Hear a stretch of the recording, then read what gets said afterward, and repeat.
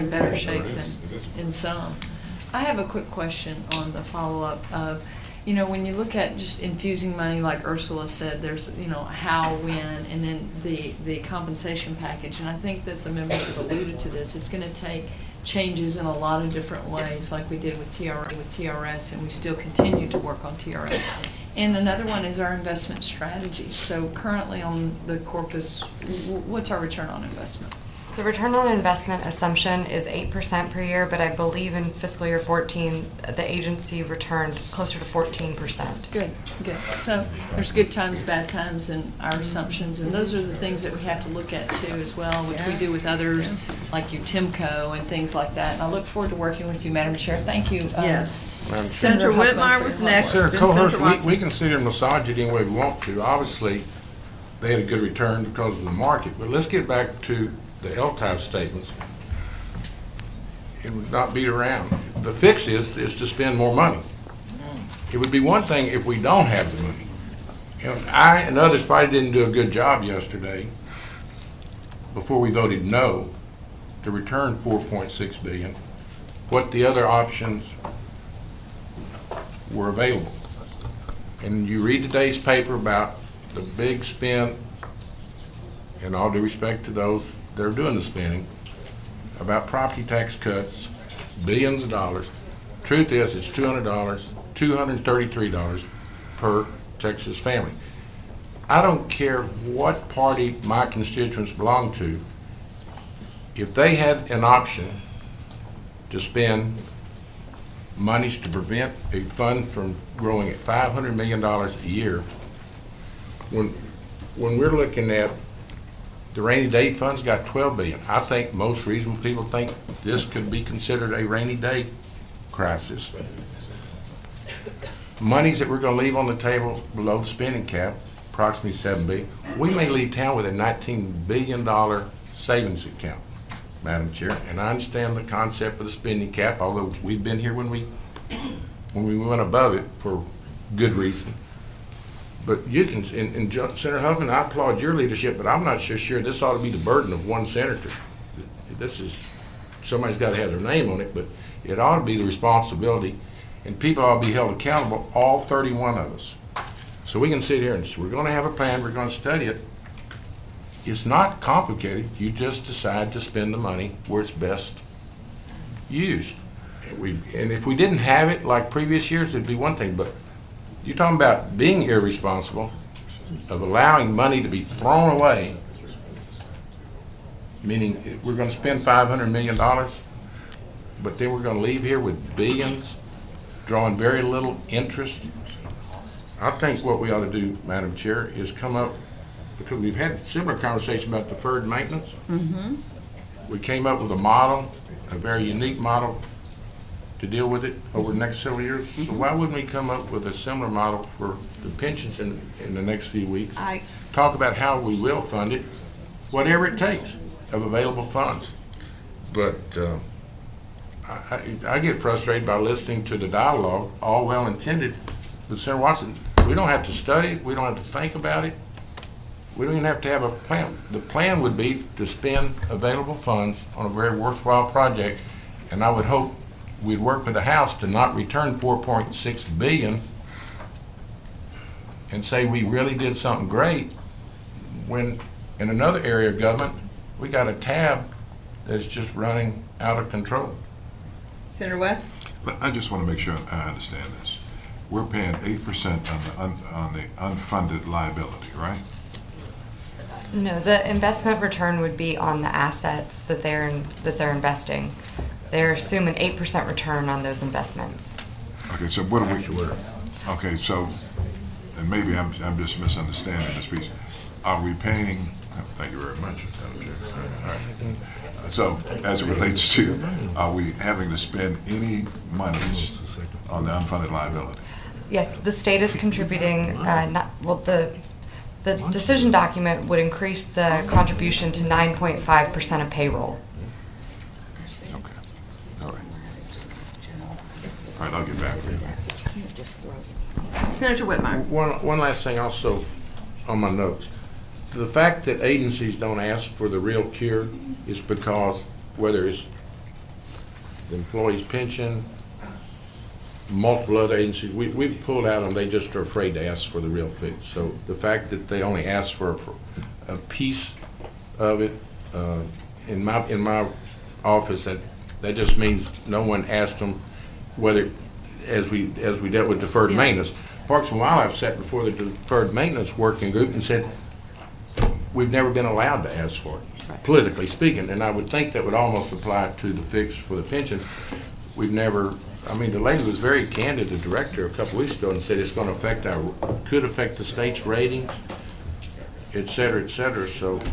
Senator Huffman? Yeah, I just want to point out that part of this is constitutionally, we're capped at 10%. So my proposal, I'm starting laying it out, I'm going to bring the state up to the maximum that we can contribute under the law, okay? So we're funding that for sure. That's going to be, you want to know the plan? That's part of the plan. I know you disagree that the agency contribution counts towards the 10%.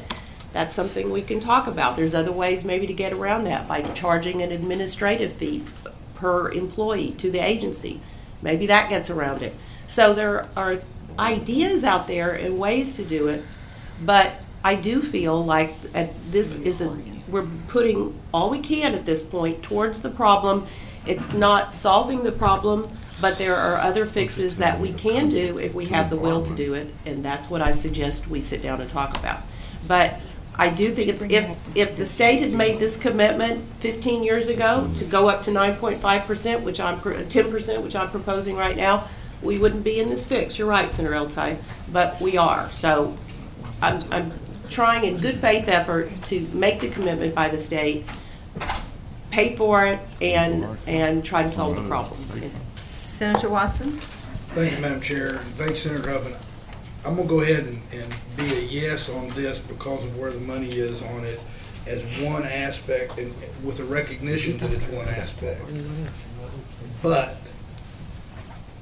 I really hope everything that we're saying right now we will follow through on. And I request that we create some mechanism or process for doing that, so that we can have a full discussion and not have just documents put in front of us and then say, this is the next step, and then we'll have the next step, and then the next step. Thank you, Senator. Senator Eltai? Thank you, Madam Chair, and I'm also going to vote out of respect because I trust Senator Huffman. I know she's working hard on this. But once again, it's really not that complicated. We're going to leave $6, maybe $7 billion above the spending cap in cash in a checking account earning zero. We've got the rainy day fund. You know, we get real creative around here when we want to. This is real easy. You need to pay down at least 10-15% of this unfunded liability. You need to come up with $1 billion or $1.5 billion lump sum payment into this fund. It saves the taxpayers money. I mean, it's just as a no-brainer. We're bleeding at 7% a year on the unfunded liability. Take some money you're earning zero on and put it in this account. Yeah, I know, and I agree. Senator Huffman's exactly right. You've got this cap. Find a way to do it. You can loan money to the fund. You can go a constitutional amendment. We find constitutional amendments all over the place when we want to do something. There is a way to put $1.5 billion in this deal up front at a minimum, and let's have a good faith down payment effort to fix this problem. I should know the answer to this, but Senator Eltai, has anybody filed a bill to do that? Has anybody filed a bill? That's all I'm saying is, well, have you filed a bill? Well, this committee should come up with something we can support and all get behind and file it. I mean, I don't care whose it is. Committees don't file bills, Senator. Go file a bill. I think it's something that we ought to, that conversation is not, I mean, is an extension of what we're talking about here today. But that is, if that's a fix that this committee supports, file a bill and let's consider it. Well, I think, Madam Chair, I think this committee needs to rally around a commitment and a plan before you go file a bill and it gets blown out of the water. Can I ask a question? I mean, we all know how that works. Ursula. Senator Whitmire. I'm sorry, Senator Eltai, were you? No, I'm through, Madam Chair. Whitmire? What would it take for us to borrow $1 billion from the rainy day fund? Borrow it. I don't know that you can borrow it. That's what I'm asking. I don't know that that is possible. Funds can't leave the Treasury without an appropriation. That's in the Constitution. So We've if you got wanna- if you available wanted to- state funds. Never mattered before. Well, I mean, you make, I would say. you make appropriations from the ESF when you Ursula, can we take it expend from a it. checking account? Senator We don't- Altai? We don't need the rainy day fund. We're gonna have money sitting outside We the borrow it, spending cap. not Get spend the it. rainy day fund. How much are we gonna leave above the spending cap? Both of these things are true. You can make an appropriation either from general revenue Okay. that would be in the treasury after we've finished sorting out exactly what the committee substitute here spends. You know, there would be several $1 billion between whatever this committee spends and the biennial revenue estimate as it came out. You could make an appropriation from that GR. You could also make an appropriation from the ESF. Would it go- Either way. Senator Whitmer. So you just want to appropriate, you don't want the concept of borrowing? I'm trying to stay under the spending cap for some people. I'm trying to wrap my head around the idea of borrowing from the ESF and what exactly that would look like, and we can think Well, about it. I don't know, that's the reason I'm asking you. I'm Don't saying wrap it's, your head around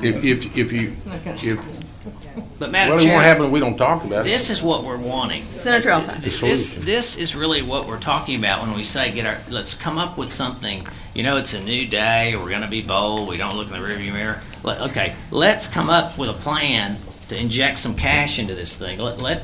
Working with Senator Huffman's group, That is what Senator Huffman is working toward. And My suggestion is that we approve what is before us today and allow Senator Huffman to work with you, work with Watson, work with everybody on the committee and in the Senate to come up with a plan. that's all we want. Okay, I am going to ask Thank you, Madam Chair. that the committee consider what is in the packet before us today. Members, there's been a description of the packet. Is there any objection to the adoption of what is in the packet before us today? Hearing no objection, the packet is adopted. We are moving on now. Oh, great. Let's have some fun. Okay. Okay, all right. Thank you. Don't go far.